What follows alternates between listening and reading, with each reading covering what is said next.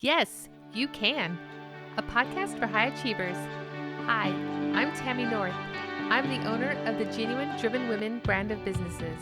The goal of this podcast is to help you become the best that you can be. Don't ever doubt the power you have to make the world a better place. Yes, you can make a difference. One of my favorite children's books is called All the Mamas by Carol Gandy Show.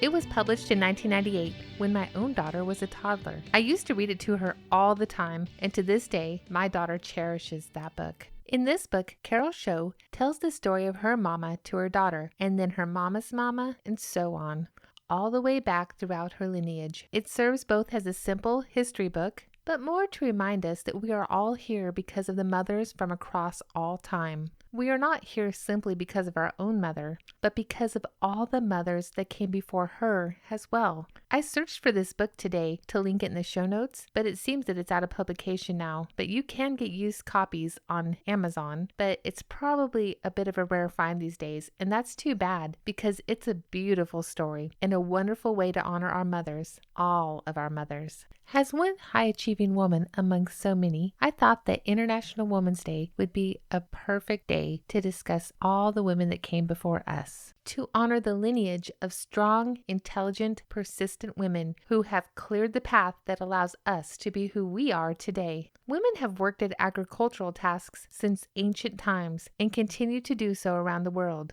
But the Industrial Revolution, which occurred between roughly 1760 and 1840, changed the nature of work in Europe and other Western countries. The Industrial Revolution marks a major turning point in history. Almost every aspect of daily life was influenced in some way. We all remember our elementary history classes about steam engines and cotton gins that increased production. The Industrial Revolution also helped to spread knowledge through printing presses that allowed for more rapid printing of books. Working for a wage and eventually a salary became part of urban life, and initially women could be found doing the hardest physical labor, including hauling heavy coal carts through mine shafts in Great Britain. This is a job that also employed many children. This ended after government intervention and the passing of the Mines and Collieries Act of 1842, which was an early attempt at regulating the workplace. During the 19th century, an increasing number of women in Western countries took jobs in factories such as textile mills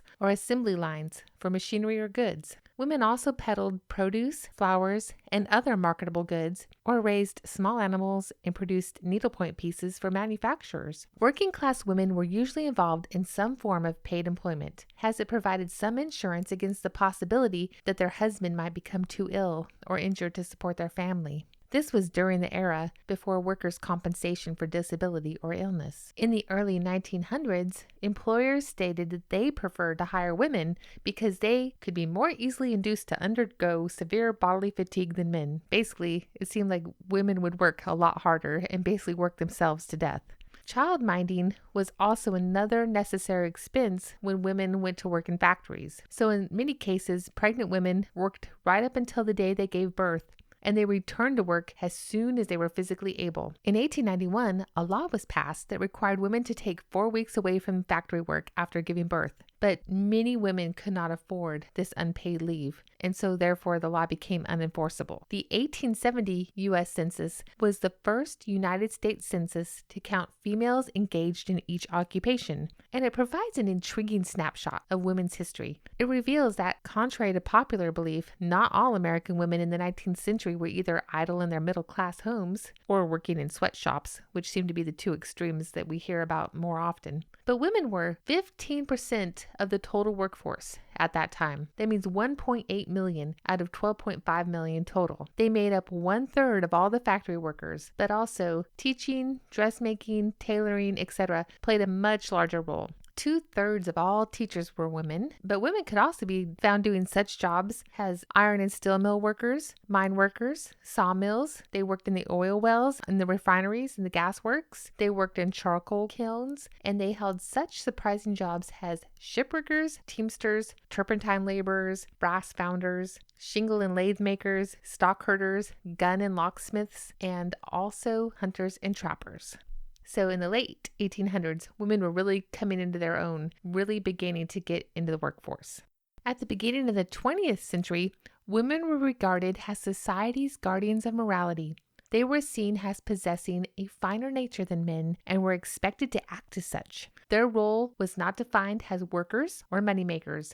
Women were expected to hold on to their innocence until the right man came along so that they can start a family and inculcate that morality that they were in charge of preserving. The role of men was to support the family financially. Yet, at the turn of the 20th century, social attitudes towards educating young women were changing. Women in North America and Western Europe were now becoming more and more educated, in no small part because of the efforts of pioneering women to further their own education, defying opposition by male educators. By 1900, 4 out of 5 colleges accepted women, and the whole co-ed concept was becoming more and more accepted. In the United States, World War I made space for women in the workforce, among other economical and social influences. Due to the rise in demand for production from Europe during the raging war, more women found themselves working outside of the home. In the first quarter of the century, women mostly occupied jobs in factory work or as domestic servants. But as the war came to an end, they were able to move on to such jobs as salespeople in department stores, as well as clerical, secretarial, and other jobs that were called lace-collar jobs. In July 1920, the New York Times ran a headline that read, "The American woman has lifted her skirts far beyond any modest limitation," which could apply to more than just fashion. Women were now rolling up their sleeves and skirts and making their way into the workforce. World War II created millions of jobs for women. Thousands of American women actually joined the military: the Women's Army Corps, the Navy, the Waves, the Marines, the Navy Nursing Corps, and the Coast Guard. Although almost none saw combat, they replaced men in non-combat positions and got the same pay as men would have gotten on the same job.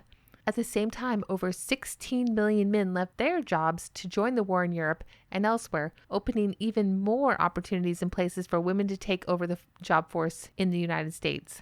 Although 2 million women lost their jobs after the war ended, female participation in the workforce was still higher than it had ever been. In post-war America, women were expected to return to private life as homemakers and child rearers. Newspapers and magazines directed at women encouraged them to keep a tidy home while their husbands were away at work. These articles presented the home as a woman's proper domain, which she was expected to run.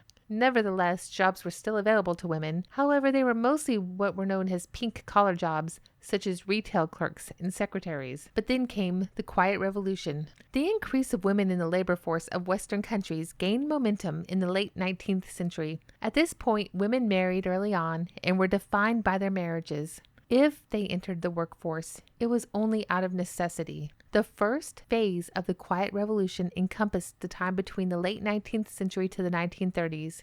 This era gave birth to the independent female worker. From 1890 to 1930, women in the workforce were typically young and unmarried. They had little or no education on the job and typically held clerical and teaching positions. Many women also worked in textile manufacturing or as domestics. Women promptly exited the workforce when they were married, unless the family needed 2 incomes. Towards the end of the 1920s, as we enter into the second phase, married women begin to exit the workforce less and less. Towards the end of the 1920s, as we enter into the second phase of the Quiet Revolution, married women begin to exit the workforce less and less. Labor force productivity for married women between the ages of 35 and 44 years increased by 15%, from 10% to 25%. There was a greater demand for clerical positions, and as the number of women graduating high school increased, they began to hold more respectable, quote-unquote respectable, steady jobs. This phase has been appropriately labeled as the transition era, referring to the time period between 1930 and 1950.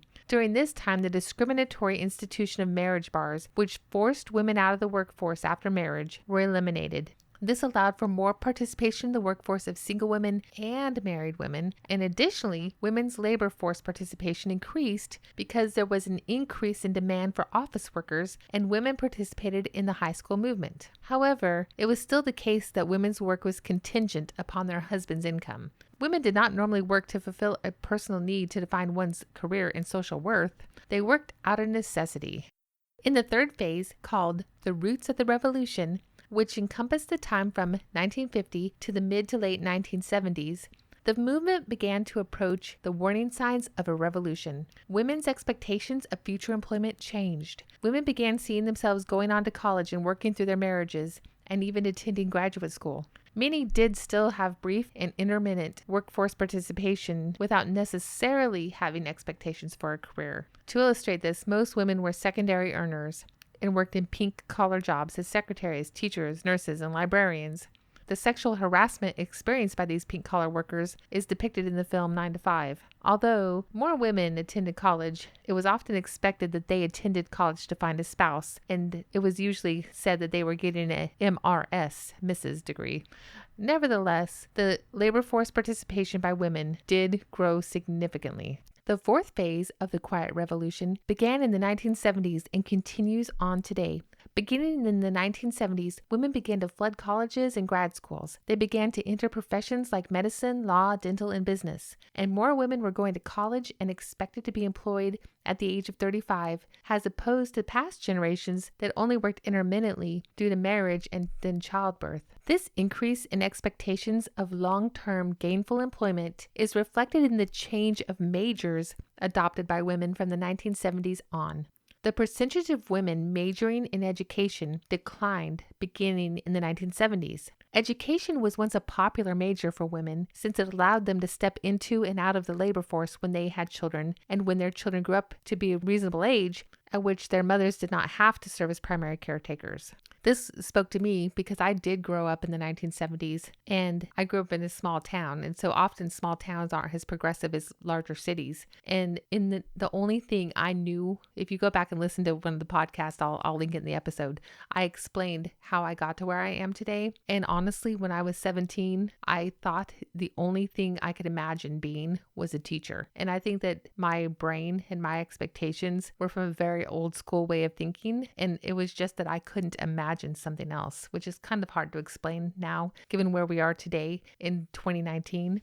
But growing up in a very small town in the 70s and 80s, that I can see how this would be an expectation. Instead of education, majors such as business and management were on the rise in the 1970s as women ventured into other fields that were once predominated by men. They experienced an expansion of their horizons and an alteration of what it meant to define their own identity. Women worked before they got married, and since women were marrying later in life, they were able to define themselves prior to a serious relationship. Research indicates that from 1965 to 2002, the increase in women's labor force participation more than offset any decline of men in the workforce. One of the reasons for this big jump in the 1970s has been attributed to widespread access to the birth control pill. While the pill was medically available earlier in the 1960s, numerous laws actually restricted access to it. Case law began to change this with decisions such as those in Griswold versus Connecticut in 1965, which overturned a Connecticut statute barring access to contraceptives, and Eisenstadt versus Baird in 1972, which established the right of unmarried people to access contraception. By the 1970s, the age of majority, or the threshold of adulthood as recognized in law, had been lowered from 21 years to 18 years in the United States. This was largely as a consequence of the Vietnam War. This change in the age of majority also affected women's right to affect their own medical decisions. Since it now had become socially acceptable to postpone pregnancy, even if you're married, women now had the luxury of thinking about other things like education and work. Other changes that occurred between 1950 to the 1970s included the electrification of women's work around the house. Household tasks became easier, leaving women with more time to dedicate to school or work. Due to the multiplier effect, even if some women were not blessed with access to the pill or electrification, many followed the example of the other women entering the workforce for those reasons. The Quiet Revolution has not been a Big Bang revolution. Rather, it's happened and is continuing to happen gradually. In the 1980s, there were a lot of political and workforce firsts for women that were examples of how rapidly things would improve in the 1990s and the 2000s. Sandra Day O'Connor was sworn in as the first female Supreme Court judge. Sally Ride became the first woman astronaut in space. Geraldine Ferraro was the first woman nominated as a vice presidential candidate on a major ticket. And in the 1990s, Janet Reno became the first woman attorney general, and Madeleine Albright became the first woman secretary of state. By 2016, we had the head of a major political party nominate a woman for their candidate in the general election for president of the United States, Hillary Clinton. These are all signs that we are moving in the right direction. Still, here we are in 2019, and there are still pay gaps between women and men. Within most large organizations, the executive level and CEO are still men. Female CEOs make up only 5% of Fortune 500 companies today, and even the executive and vice president level show only 29% of those positions are women. This is true in the organizations I work in now, which are military organizations. Yes, we still have a long way to go, but we are moving in the right direction. And we have all the bold women who fought for their rights to thank. They were not only fighting for themselves, they were fighting for all of us. Ladies, today, in 2019, we have almost limitless options available to us, beyond anything I could have imagined as a teenager, and certainly beyond everything my great-grandmother could have dreamed for her granddaughters and great-granddaughters. Today, I celebrate my own mother for being brave and strong and for giving me a direct, relatable example of what success looks like. I also celebrate all the mamas before her for clearing the path so that we are all free to become the best that we can be. Every episode, I'm going to give you one area to focus on for thought and improvement. This week, I want you to remember one woman who helped you to get where you are today and take some time to tell her how much you appreciate her. I can think of one woman who probably doesn't know what an effect she had on me. Her name is Miss Barbara Keenan in Fort Morgan, Colorado. She was my AP history teacher in high school during my senior year. I was having a hard time due to my family situation and my high school boyfriend, and as a result, I was on a path to failing her class. She could have let me fail. She could have had me reclassified into an easier class. The thing is, she knew I was smart enough to be in the class, and she probably realized there was some underlying reason for my slipping grades. She pulled me aside one day and asked me to come see her after class. I told her what was wrong, and she listened to me for a really long time. And then she said, "Okay, here's what we're gonna do." She pulled a book out of her drawer and handed it to me. It was a book about the German Hessian soldiers in the Revolutionary War. I remember it to this day. And so she told me to read it, and then she gave me an assignment to write a paper about it. Of course, I also needed to turn myself around and keep up with my assignments in the future, but she said if I did this, I would not fail her class. So I kept my part of the bargain, and so did she. And what that led to was hope that things would get better. It also impacted who I have become as a leader now that I am in situations where I can impact other people's lives. So thank you, Mrs. Keenan. I will never forget you. I would love to hear about women who have made a difference in your life. Tell your story to your voice recorder on your phone and email me the file at tammynorth@genuinedrivenwomen.com. That's Tammy, TAMI.north, NORTH, @genuinedrivenwomen.com. Your story will inspire others. Okay, ladies, it's time to be the best you. Don't ever doubt the power you have to make the world a better place. You can make a difference. Yes, you can. Yes, you will. You can connect with us on Facebook at Genuine Driven Women, or to learn more about what we offer, check out genuinedrivenwomen.com.